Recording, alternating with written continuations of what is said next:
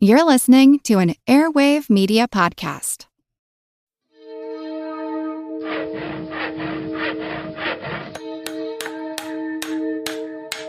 Monster House presents. Monster Talk's a proud member of the Airwave Media Podcast Network, home of such shows as the Daily Meditation Podcast, I Know What Scares You, and When Things Go Wrong. If you'd like to advertise on this show, contact sales at advertisecast.com.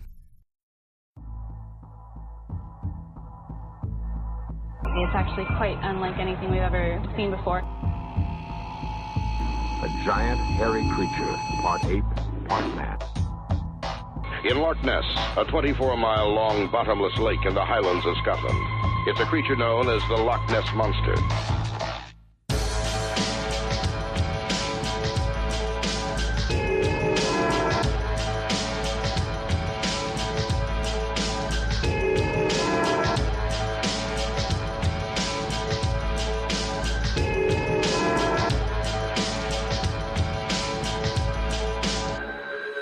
Monster Talk. Welcome to Monster Talk, the science show about monsters. I'm Blake Smith. And I'm Karen Stolzno. For every sci-fi story about helpful, intelligent constructs, there's probably 10 or more that pit these creations as antagonists or enemies. We're in the middle of the biggest hype cycle for artificial intelligence in years, and journalists and editors are leaning into extremes for their framing and for headlines. It's hard to find good coverage that doesn't also bring up 2001: A Space Odyssey's HAL, Skynet from the Terminator films, and robots like Megan. As a person who's deeply immersed into technology, monsters, and brain science, I'm finding myself struggling to keep up with what might constitute a real threat and what is mere hyperbole. AI has been creeping into our lives for a long time, but I guess before we dive into this conversation, let me reiterate something that'll be said in the discussion. The terms AI and artificial intelligence are basically useless. They originated as ways of talking about machines emulating human thought, but that holy grail capability is now referred to as artificial general intelligence, or AGI. And AGI is not a real thing. We're not close to that being a real thing. What's being called AI today is mostly tied into two kinds of systems, those focused on predictive text and those focused on generating art from prompts. And these two technologies have been around for a long time, but a combination of factors has led to them becoming truly useful to a broad swath of the public for the first time. As predicted by Moore's law, the regular doubling of computer power has made the processing of vast quantities of data possible. And when you combine that with the accumulation of mind-bogglingly enormous sets of training data, it's possible to produce outputs that approach or surpass human capabilities, at least for some of us. For example, chances are ChatGPT can produce working Python code for a specific problem faster and more reliably than most human programmers. Chances are these online art tools can produce art faster and more smoothly than most human artists. But what does that all mean for us? These new technologies are disruptive, and because they could be implemented in a variety of ways, we're at a really interesting point in history when we'll have to decide lots and lots of questions about what's personally ethical about the tools, what's socially acceptable to do with the content they produce, whether and how to integrate them into our lives, how the training data they use can systematize biases and erroneous thought, and whether jobs will be taken or will the tools lead to net increase in jobs, and so on. Should we be afraid? I don't know. Personally, I'm not, but that doesn't mean I won't be negatively or positively impacted in the future by this whole class of tools. I think the future looks really exciting, but we're at this really awkward phase where we have to figure out what it all means, how to use it ethically, how to spot which news stories are legitimate and which are marketing hype press releases disguised as news stories. This is just our first conversation on this topic, but lots of people are amazed and simultaneously also threatened by these new tools enough that we feel we must talk about it too. But hopefully this will be a different conversation than you would get anywhere else. Monster Talk. Hey, today we're talking with Miles Greb. Miles is a comic book artist, podcaster, and science enthusiast who creates works such as After the Gold Rush, Clovis, The Artist, and Espers. And he is the co-host of the Plastic Plesiosaur podcast along with YouTuber Trey the Explainer, and he's been a friend of the show for a long time. Now, While I personally have pulled away from social media, even here at Monster Talk Manor, we have heard that Miles, like many, many, many other creators, is upset about how artificial intelligence is being used on the internet. And this is a topic that's going to be debated hotly even as the technology continues to progress. But how it progresses and what materials feed and train it can have profound impacts on the utility of the tools and may directly financially impact people whose work trained those systems. So we'll be talking a lot about art in today's discussion because Miles is an artist, but anyone who works with words is likely to be impacted or has already been impacted by AI and large language models in particular. So welcome to Monster Talk, Miles Greb. Yeah, good to be. Yeah, thanks. Good to finally be on the show. I've talked to Blake before. He was on my podcast. We talked about giant monster boars, but it's good to be on Monster Talk itself and talk about this technology people are calling AI. Well, Miles, I approached you to appear on the show because we had you're a member of the Monster Talk Facebook group. Yes. And I had a number of complaints from people. One person who said, look, I'm going to have to leave the group if the group can't be moderated more tightly when it comes to AI art. And I'm the sole moderator of the group at the moment. So if anyone's interested in getting involved, please reach out to me. But I don't get to see everything that's posted, but I have seen some AI art that's been posted. And it is really difficult to keep track of everything and to moderate everything that comes through. But I thought to begin with, could you tell us a little bit about AI art? What exactly is it, and what makes an artwork AI? Well, that's an interesting question. Foremost, it's a little bit like the Holy Roman Empire, where it was neither holy nor Roman or an empire. Talk amongst yourselves. Yeah, because AI art isn't using what AI would traditionally be experienced, right? You have narrow AI, you have general AI. Narrow AI is some kind of program we have used to use algorithmic or machine type learning to solve a problem. General AI is a proposed form of AI, which is like you'd see in science fiction, right? That's like what HAL 9000 would be, which doesn't currently exist. It's just proposed. What makes these images right now, there's a couple different things, probably be too long to get in the full technical thing, but one of the most popular is called stable diffusion, right? Stable diffusion is named after, a principle in physics, and it normally uses the example of if you take a drop of dye, take a drop of red dye and drop it into a glass of water, right? It will eventually reach an equilibrium where that red dye is all throughout the glass of water. But before it reaches that equilibrium, right, there's that moment where it drops in and it starts to pool, and it's darker in the beginning, then it spreads out. That process is spreading out. What stable diffusion does is it reverts that process, and you can see how it got to be in the equilibrium state where the whole glass is red from that drop point. And you can train the computer to revert that process over and over and over again. And it learns how things got from where they are to how they're going to be. And when you apply that to illustrations, it begins to learn the tropes and lighting effects and line work that is popular in the artist it's trained to look at. And then it can begin to replicate certain tropes and lighting effects and stuff that is used in this illustration to make a mimicry of other people's artwork. One thing that has a lot of people in the art community abroad upset about this technology is that in order for this stable diffusion process to work, it requires massive amounts of inputs. And these inputs are being taken from the art community without their permission currently. There's a database called Allion, which is spelled L-A-I-O-N. And this has some 2 to 5 billion, depending on the version you use, references largely scraped from popular image sites like Pinterest of people's work, their actual art goes into this. And because there's no clear opt-out process for this, and there's no good laws around this, it's been called theft by some, or at least forced participation by others. Mm-hmm. And then the people who use the art tools, the people who, I know in my own personal experience, it's like, well, I could draw a picture, but it would take me a long time, or I could send a text prompt to an AI thing. It'll knock together something probably, honestly, not as good as what I could do by hand. Yeah.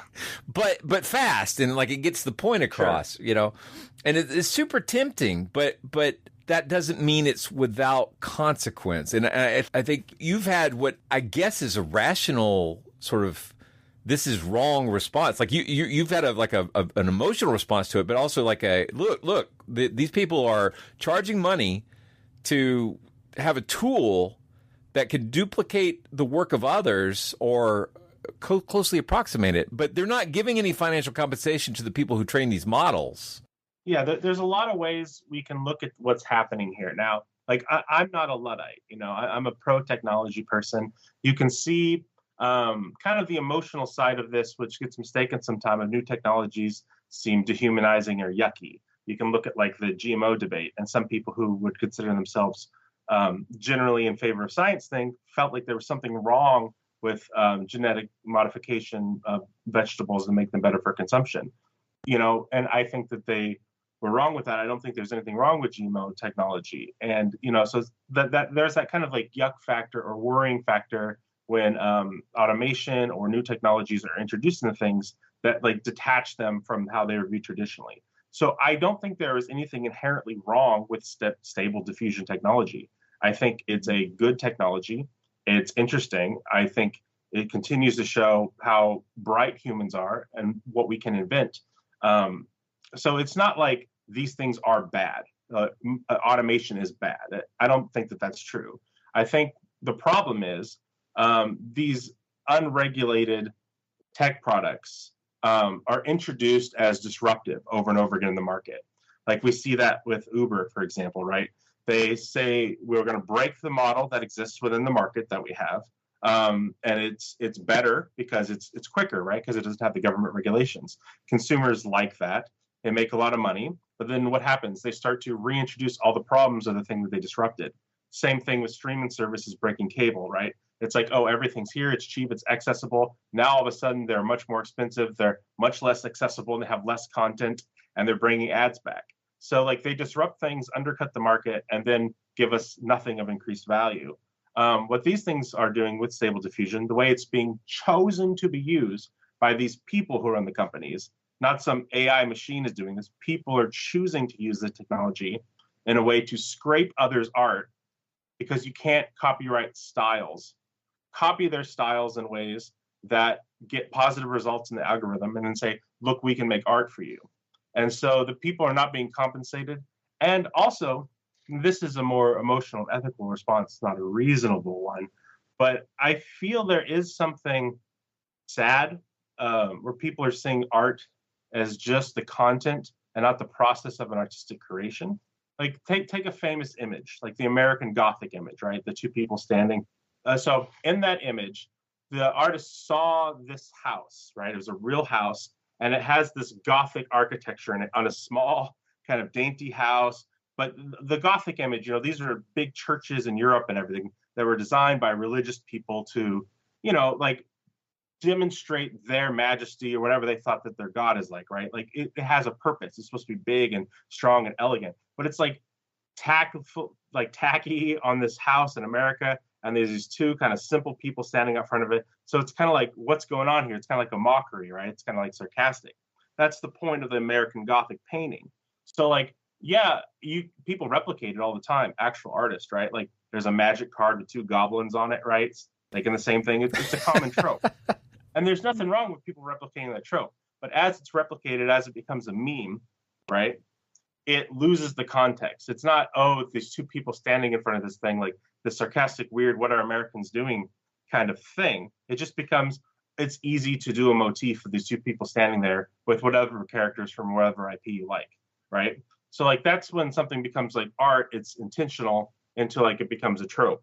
The computer does this a billion times rapidly all over. And so it's just like the worst version of like meaning loss over time happening digitally to every single image, every single day, all the time.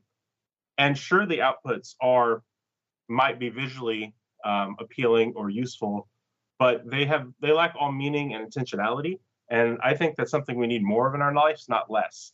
And so I kind of have I recoil from it a little bit because of that. Well, there's so many interesting sort of criticisms to bring on the work itself. There's the sort of ethical questions about how the training material is derived, and then there's the sort of is that a humanities question about if computers don't have a sense of meaning, and they don't, they're not. There's never a point in that process where the computer's going, oh, I want to make sure that I'm evocative of rage in this photo or in this image that I'm creating. Like that's not a thing. It's just trying to push towards, these text prompts based on its sort of text interpretations and, concept interpretations from these various art forms or art sources, I should say.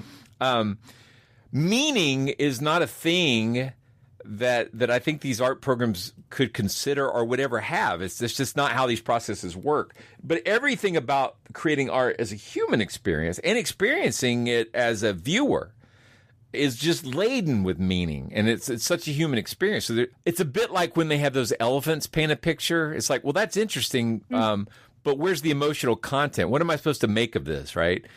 It's so artificial. And I'm kind of rambling here, but it's like it doesn't. Okay. I don't know what to make of it. I'm still trying to process it, and I don't mean that lightly. I mean that deeply. Like I want it, and I want it to work better. To be honest, I too am a technology person. The majority of my experience with AI is in the text side, and that hits me as a creator, as a writer, but also as a programmer. Good Lord, ChatGPT is a superb Python coder. It's not perfect, but it's really good. It's like having a really helpful friend who knows how to code Python better than me, but I still have to double check his work or her work or their work. Yeah, and there's nothing wrong with automation. And again, these things we keep calling AI. That's kind of everyone buying into their branding because they're not really AI, and they're not even programmed to be AI.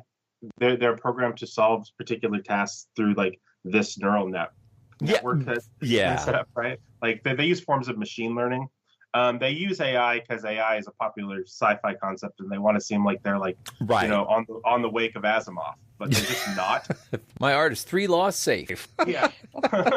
So like, I mean, if this was a year ago, a lot of these companies that are investing heavily in what they're calling AI, their ads would just be the same ad, but they'd say NFT, and before then they'd say blockchain, right? Like it's just the new tech thing. Yeah. And I think some of that is frustrating as well, because it's like, let's disrupt the energy. Like everyone wants to make Web 3.0, and they keep telling us this thing is Web 3.0, get ready, invest in it. But why do we need Web 3.0? What does it mean? And why is this technology changing it? And like, it's just a constant barrage of kind of tech bro nonsense. And now they're coming for like the heart of humanity. They're coming for our ability to express ourselves by using computers to like brute force styles of, communication via illustration and painting. And it's like, is that really what we want to do? We want to let these people monopolize this stuff by turning art into content and producing so much content, people's eyes gloss over and they can't see the meaning in art anymore because everything looks similar and derivative, Oh yeah, homogeneity is a real problem. Yeah. And there's issues of certain body types and certain ethnic groups being highly represented or represented in certain ways in this art because they're picking styles that are popular within certain subcultures of humanity and making those the standards, right? So like you have a certain type of female form that you often see in digital art or anime art, which gets copied in these things, that is reproduced constantly, and one can argue that that's not necessarily healthy to have like this one version of the thing be the only thing that computers know how to draw good. So, right. Well, so Miles, I'm left wondering, is there an ethical way to do this? And I'm thinking in terms of photography. So you've got websites with free photos like Pexels and Pixabay, and some will have some sites will have free images, and then others that are higher quality that you can purchase. So is there some way to source free art and to be able to credit the artists as well. Like, Sure. is there just any ethical way that this could be done, aside from the way the art turns out and that kind of homogeneity that you're talking about? Yeah. Is there an okay, safe, ethical way to do this? Sure. I think that's a great question. There are currently stable diffusion art generation programs that only use like open source, public commons type art, right? And they can produce flowers or bumblebees or bears or whatever. And I don't see any problem with that. I don't think that that's wrong. I don't think that's unethical. I may think it's tacky and may not like it, but there's nothing wrong with it, right? Sure.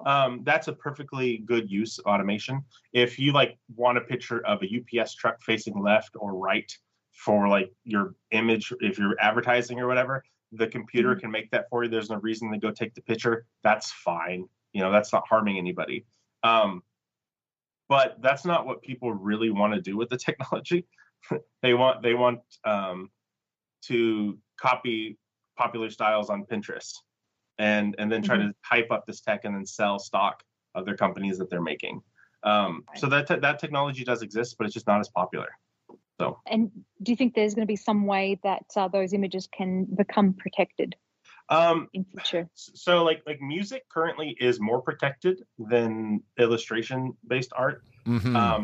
Partly because the music industry, the music that most people know gets popular signed by labels. They have more money. They have more protection. They have more lawyers.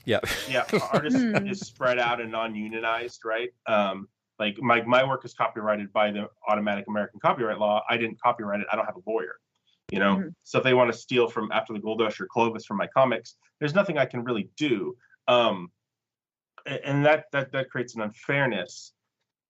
So there are ways they could do this better. For example, if you are trying to make a video game, there's a engine you can use called the Unreal Engine, which kind of sets up how physics, lighting, things work and interact with each other. You can buy the engine and make your game in that engine. There's assets that artists have made in the engine that you can click on. Oh, I want this waterfall. It's $35. I want this rock or this tree or whatever, right? So if you were going to sell AI art that is okay, this is a popular lighting effect or anatomy work or pose that is common among this artist, I'm basically copying his style, they would get money from that, right? But there's no incentive for the companies to do that, so that basically won't happen. Also, this is a podcast, but if anybody wants to see, I can show you images of the Discord of people who work on these technologies talking about artists they're scraping and want to scrape them, and how that they, in their own words, launder their names through putting them through the nonprofits that collect things like the Lion does. And so they are intentionally and willfully taking popular styles of artists, which they name, to do this with. So I don't think that they have the incentive or desire to do it ethically. It is interesting. There's kind of a disconnect between what people think these tools are capable of and what I've actually been seeing in the wild. Stable Diffusion seems to produce some pretty amazing stuff. Nothing against Dall-E, but everything in Dall-E comes out looking like I had when I first discovered the blur tool in the 90s. It is unintentionally surreal. Yeah, that's fair. I haven't had much luck, honestly.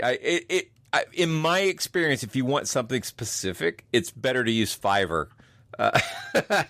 Just hire an artist because you get some really great stuff at a reasonable price. But I think it's kind of ironic that Dall-E is named Dall-E because in the 90s when we finally were able to clone a multi-organism species, right? We cloned the sheep Dall-E, and that was a technology that people were very scared of in the 90s. But interestingly, cloning hasn't taken over and destroyed us yet, like it did the Republic in Star Wars. That's right. I wasn't sure. Yeah, it has yet to occur. But Dall-E, which is named the same thing, which may greatly damage the art world, isn't named after it, but it has the same name. I thought that was an interesting coincidence. It is. Well, I didn't know if that was. I assumed that was on purpose, or if it was a sort of pun on Dall-E, Salvador Dall-E as well. Because that's what I was going to ask you. I haven't heard of it, and I wasn't sure if you were saying Dall-E, D-A-L-I, or Dall-E, it's as far as I'm aware, and I could be mistaken, it is just based off Wall-E. the excellent Pixar film. Oh, I didn't. Oh, really? This whole time, although There we go. Salvador Dali is probably closer to what you get on the output, but yeah. I somewhat doubt. I somewhat doubt the people who are working on this have a very good art education, so they may not know. Fair. In my job, I've done a lot of work studying AI and trying to understand it, and I know it does a couple things really well, different tools, but the predictive text stuff, a lot of that is surprising in how it's built off of sort of how your brain works. And I don't want to think of myself as being a glorified predictive text machine, although it seems like maybe at a neurological level we are in some ways. That's another topic, I think. Yeah. But on the art side, it's more like trying to converge on a goal. Like it's like iteratively working through a process to try to get to some end goal based on the prompt. And the results can be very peculiar, but at their best, they can be really amazing. I have yet to see any that I've wondered about whether they were real or not. It was always been pretty clear when something is AI. That's one thing. I feel like I'm always able to tell. Yeah. And a lot of people are like, "How do you know?" Yeah, and, exactly. I don't know. I wish I could explain it better. I'm kind of reminded of Orwell's essay on politics in the English language when he talks about like how words to describe art are kind of squishy and bullshit. Because it's like, yeah, there's just a sheen to it.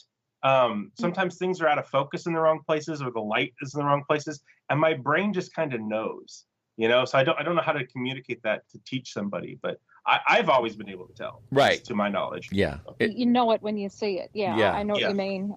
But I want to ask you, Miles, is there a point where AI created content becomes plagiarism? Is there a kind of definable point? So, I mean, like legally, probably not at this moment. Part of the thing is this. So it's copying style more, right? Although there are examples of people's actual like watermark or their signature being copied somewhat poorly in the AI, right? So that kind of shows where the database is going. That's pretty much smoking there. Exactly. I've had friends of mine like RJ Palmer, the great artist who does like Pokemon and Godzilla and like paleo art stuff. You can see his signature on certain things, for example. So, I mean, that's kind of a gotcha. But generally, they're copying styles because artists use, not using this word in a negative context, but they use tropes, right? They use certain line work, like Jack Kirby, the creator of Marvel Comics, right? Like his way that he draws anatomy and stuff, it's very definitive. It's predictable. And so these things can diffuse that and predict it and mimic it, right? But you can't copy that style, not legally. So some of this is kind of like an ethical cultural debate, just like in comedy, right? You can't copyright a joke. You can't do it. So comedians have become extra protective of people stealing jokes. So they don't go to the law. There's no policeman to call. Well, what happens is you kind of gotta bully people and they're not stealing jokes. That's what you got to do without the law, right? So like that's kind of how the art world is feeling right now, because we're like whatever the law is going to be, it's going to be. I don't know if we can trust 80-year-olds in Congress to understand stable diffusion. It's not really interested in them legislating the fix. I more want people to care, to care about artists, to care about the art itself. Because I think even if you're not empathetic to the artist, if you care about the art itself, you might not be as impressed with what these rocks we tricked into thinking are able to replicate. Yeah. It's also peculiar because, like, I think when I'm thinking specifically, this is with a caveat that I don't use the Facebook group, but my wife does. So I occasionally see the Monster Talk Facebook, and I've seen how there's a giant influx of AI art as a post, and there's a lot of content so now, but there was for a while there. Yeah. There you go. My ignorance is limitless. There's a few up right now. Yeah, but I mean, I guess there's a tendency. Like, if you think of a funny thing, like, imagine if you're a political cartoonist. If you think of a funny idea, you have to sit down and draw out the idea to make the idea available to others through your art, right? But if you're a person with lots of ideas, but you don't necessarily have the skill for the art, you quickly knock together a bunch of prompts, and then you can make endless meme posts of monster jokes and monster ideas, which is a thing that you can do. and it's a thing you might enjoy, but it certainly is not elevating the discourse on critical thinking or monsters or any of those things. It's a different kind of content. I'm not saying it's a bad content. I don't know what I think about it exactly, except that maybe it's, riffing on that sort of thing is not necessarily what the Monster Talk group should be about. Mm-hmm. Yeah, but like people are, if you want to see a picture of Bigfoot on a Harley Davidson and there's not one available and you made it with AI art, I don't think you're a bad person. Yeah. I don't think you've done a great disservice. It's just kind of hollow, and it gets tiresome seeing it all the time. And although that image of this rockin' Bigfoot on a Harley may not be the worst thing, it's still used by the same technology that's stealing the work of my friends and could steal my work and could endanger, something that is very important to humanity, our ability to express ourselves interestingly. This may kind of be a left field argument, but like sometimes I get annoyed at low quality content like reality TV taking over for scripted television. Yes, things. Me too. Yeah, I see the parallels. Yeah, because you're talking about like these, like you're a writer and you really want to tell a political story or a story about growing up as an immigrant in America or whatever it is, and you want to tell your story. It's like, yeah, we can make your show for X amount of money, or we could just have people like eat food and yell at each other and scream at each other and have a guy who's going to become president one time yell at people on TV and it's content, and it's just like we just lower the standard of content over and over and over again. And that's not the AI doing it, but it's just like, why do we keep accepting this? And now we're accepting it with illustration, and it's just like at some point it has to stop, Right.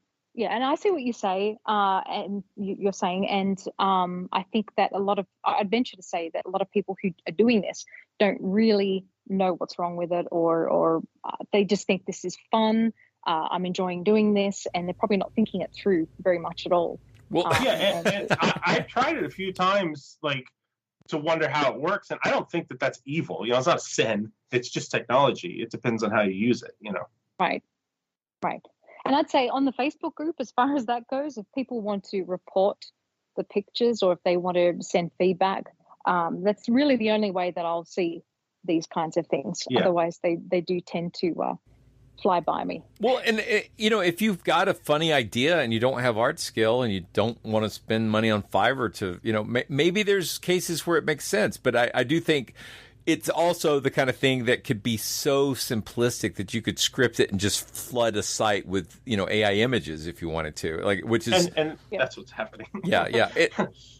I think the people that want to get involved with the website, with the Facebook group, and they just don't really know what else to contribute. There's no discussion there. As you're saying, it's really just posting pictures. And we had hoped, I think, that it would be a place for people to discuss episodes. Yes. Discuss research, discuss monsters, discuss skepticism. Suggest topics. Exactly. All that sort of thing. And I don't know that Facebook is really set up for that because it tends to promotes what its algorithm thinks is important. So it takes very little to trigger me into some kind of anti-Facebook screed, and I don't want to do that right now. But what I do want to say is, in 2024, we're hoping to set up a Discord server and do a few other things to create a place where people can have, I'm hoping, something of an elevated discourse on these topics. I really would like to, if there was a place where we could engage with listeners a little deeper than we do every now we get an email, that happens. Yeah.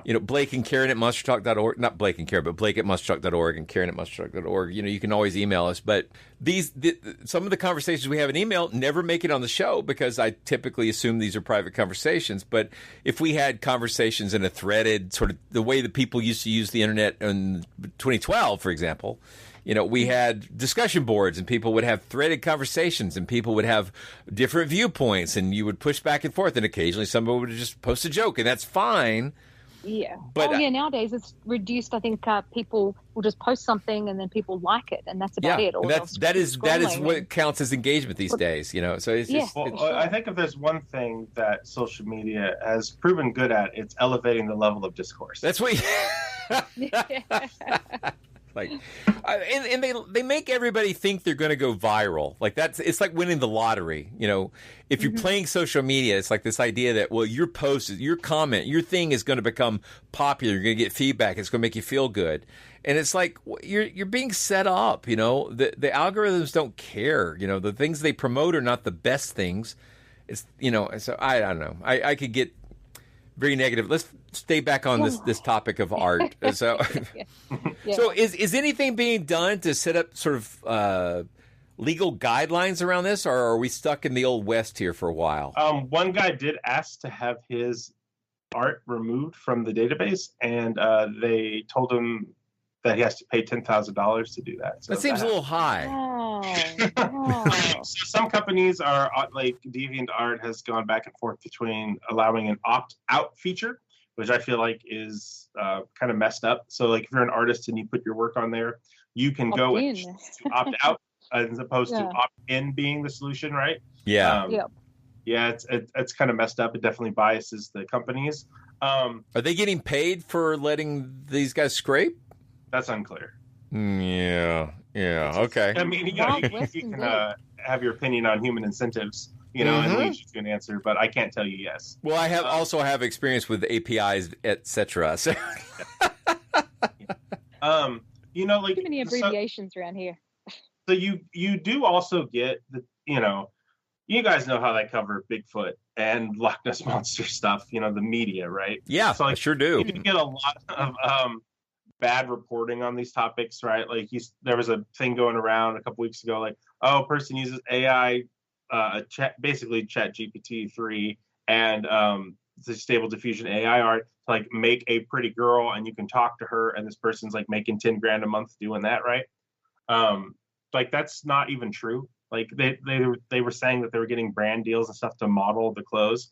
All this just is not true, but the media just reports that it is true, you know, just because they're just kind of rubes when reporting on strange stories. Yeah. You know. I do know. I do. Right. Yeah. So let's do this. What do you think if there was an ideal future for art-based artificial intelligence? And we're, again, acknowledging the AI is not really what it is. But if this sort of machine-generated art, if there was an ideal future, what would it look like for you? The technology is good to use as a tool in Photoshop that can help you mix things or switch brushes. For example, you could say like, help me with the lighting, or I like the way that I mix the colors here. Help me get my color palette to match my usual style. That would be fine. Or, you know, they already have things in Photoshop to rotate and everything like that. But if you can rotate and match the sun, that's fine. You know, like the technology isn't bad in and of itself. If it can help you do realistic backgrounds, like, oh, I want this person who I'm drawing in a realism type way to stand at this particular place in Yosemite. Can you render this for me and match my color palette? That's fine. It's not really a problem, right? It may not be that interesting to me then, but there's nothing wrong with it. But it's not going to be used that way because it's not as profitable. So, I mean, the ideal scenarios are just, like I said, maybe they'll have it so like if AI stuff gets used, the artists get paid a certain amount of money. But even if that's the case, that would only be if they're making so much money that this is just a pittance to avoid any class action lawsuits and trouble. So it's just kind of like giving shellings to the people complaining. So I don't think there will be an ethical way for it to be used, really. However, I also think it will burn itself out in a few years because it's just too samey, and people good point. Get tired of it. Because it's mimicking like some of the most popular like digital art anime styles, and those things change over time. They become old hat, and look, it's never going to be able. Yeah, and it's never going to be good at line work. Like go watch like the classical Disney animated studios before they became an evil conglomerate, right? Like go watch like the old artists talk about designing their characters and how their line work would change as they're trying to get the mood of the character there. They would learn things about the character through the way they drew them. And you can see in that concept art them get to point A to point B, making Aladdin or Robin Hood or Snow White, right? Like, that's interesting because that's a human using the illustration to discover and make a character. AI art will never do that, and eventually people will get bored of it. I don't believe in the whole, like, it becoming general AI singularity thing. That's like people. Yeah,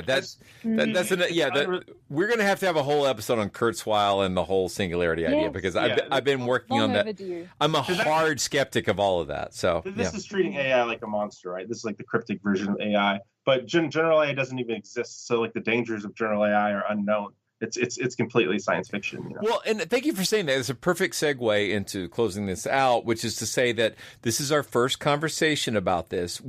I guess the closest we've come maybe is our episode on robots. But we're going to be talking about AI more this year because I'm deeply interested in it. There's ways in which I think it's extremely helpful and useful.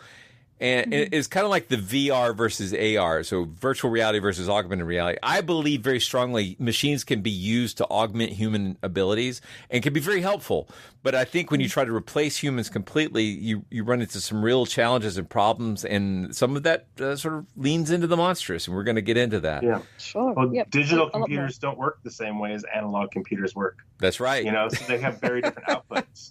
Like sometimes people think that a function is similar, therefore the process is similar. Yeah. Like if you spin a record, right? You spin it, music comes out. The CD spins, music comes out. So you're like, oh, these are similar. These are analogous. They're not analogous at all. They're completely different technologies.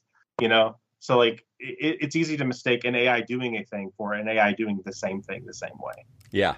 Quite. Well, Miles, thanks for starting this conversation with us. So, as Blake was saying, we're really going to continue this and look into a lot of other areas. But you've given us a lot to think about, a lot of food for thought with this episode. Yeah, but it's great to finally be on Monster Talk. A little weird to be talking about my complaints on Facebook rather than cryptozoology or some other weird thing.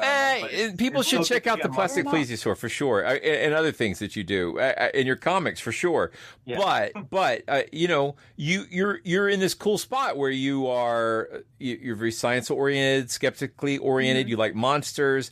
And you're seeing how this new tool is being used and manipulated and maybe exploiting people and maybe doing a lot of things that could be doing better. And, you know, so there's a lot of there's a lot to unpack here. And I really appreciate you helping us start this conversation. Yeah, thanks for having me on. It was great to be on the show. But as you said, this is your first time on the show, so we have to ask you our signature question, and that is, what's your favorite monster? I wish I had one of the weird ones to say, but it's just Nessie. And it is. That's a classic. We're always happy to hear that. The reason why is people don't actually think it's a relict plesiosaur. They think there's one monster, and it's Nessie. And Nessie lives alone in that lock magically, like linking it to some sacred misty time in the past. Yeah, and I like it because it's such like this mystical romantic idea, but then sometimes people get, well, hey, that's not real, so they try to like pretend like they care about a scientific explanation for it, and I think that it's funny them trying to like retrofit that onto what they believe. And also, man, that swan neck coming out, that's just a great shape. It's a beautiful shape. For an artist, absolutely. and plus, I say this on our podcast, the Plastic Plesiosaur podcast. The cool thing about the Loch Ness Monster is that it's actually out there, right? Because the Loch Ness Monster was a wooden and rubber little toy that that gynecologist floated out into the lake and took a picture of that day, and it sank, and it's never been recovered. So the thing that you love, that image, it's actually still out in that lake. So long there live you go. The Loch Ness Monster. It's a relic of the Plasticine era. Yeah. I was waiting for a pun. I hadn't heard one the whole episode. I'm going to be on an episode with no pun. What the hell is this? No. That can't be true. That can't be true. It came through. There, just at the last minute. Thanks so much for spending some time with us, Miles. I really appreciate it. Thank you, Miles. We do. Yeah. Cheers. Monster Talk. You've been listening to Monster Talk, the science show about monsters. I'm Blake Smith. And I'm Karen Stolzno. You just heard an interview about artificial intelligence and AI art with Miles Greb. You can find Miles' work in comics and podcasting linked in our show notes, and you can check out the Plastic Plesiosaur podcast on your favorite podcast platform.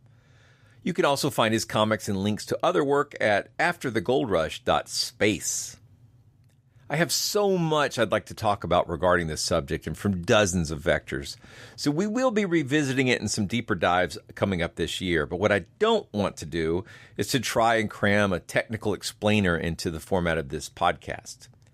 But I do want to point you to one that I found very helpful. I've taken several classes on AI and toyed around with some of the platforms, but the best fast yet deep coverage about how this works under the hood that I've found is Carrie Ann Philbin's video on how machine learning works. It's a great intro. I put a link to that in the show notes as well. It's a really nice primer on the underpinnings of this technology. We hope you've enjoyed this episode of Monster Talk. Each episode, we strive to bring you the very best in monster-related content with a focus on bringing scientific skepticism into the conversation.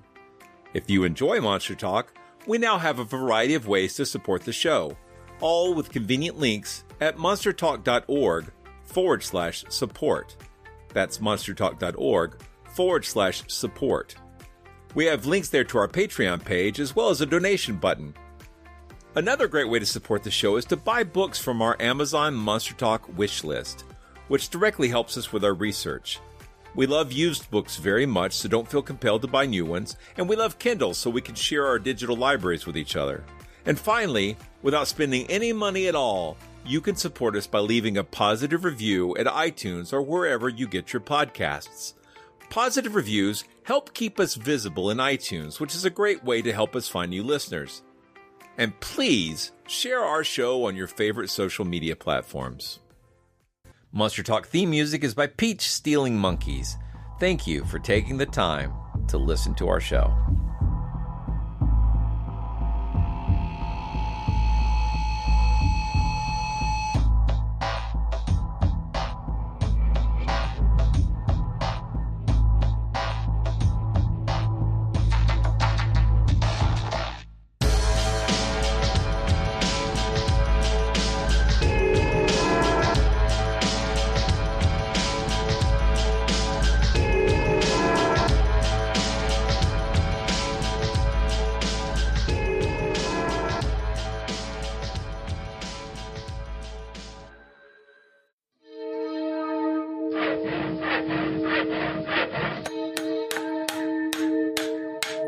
This has been a Monster House presentation.